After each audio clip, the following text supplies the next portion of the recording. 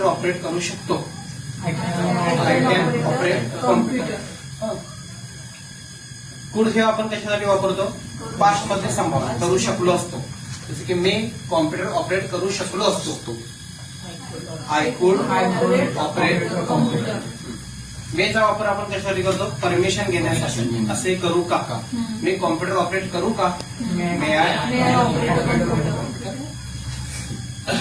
May be हे भविष्यातील संभावना, कदाचित असं होईल. जसे की मी कदाचित कॉम्प्युटर ऑपरेट करेन. आय मे बी अगोदर पण वापरू शकता. May be I operate computer.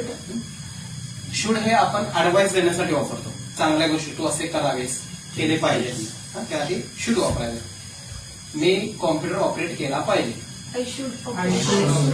Operate computer.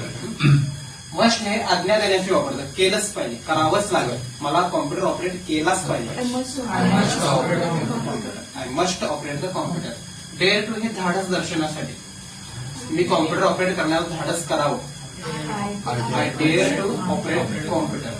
Would like हे आपण असे करायला आवडेल हे अर्थाने वापरतो. मला कॉम्प्युटर ऑपरेट करायला आवडेल. हॅव टू म्हणजे असे करायचे आहे. म्हणजे आपला एक प्लॅन सांगतो. मला कॉम्प्युटर ऑपरेट करायचं आहे. कॉम्प्युटर. नीड टू हे गरज आहे. मला ह्या गोष्टीची गरज आहे, त्या गोष्टीची गरज आहे. गरज आहे, मला कॉम्प्युटर वापरायची गरज आहे. आणि यूज टू हे पास्ट मधल्या हॅबिट. म्हणजे असं करत असे, करायचं फार पूर्वी, बट नॉट लॉंगर. आता ते करत नाही. त्यात यूज टू म्हणजे मी कॉम्प्युटर ऑपरेट करत असेल किंवा करायचं. एक वाक्य आपण सगळ्या मॉडेल्समध्ये आता प्रॅक्टिस करणार आहे. तर मी मराठी सांगणार आहे, तुम्हाला ते इंग्लिशमध्ये सांगायचं आहे. तर करू शकतो साठी काय तर कॅन. करू शकलो असतो करू का? कदाचित असे होईल. केले पाहिजे. केलेच पाहिजे.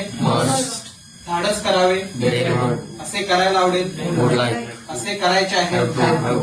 करायची गरज आहे. करत असे. ओके, ठीक आहे. ते वाक्य मराठी सांगणार आहे, तुम्हाला ते इंग्लिशमध्ये ट्रान्सलेट करायचं.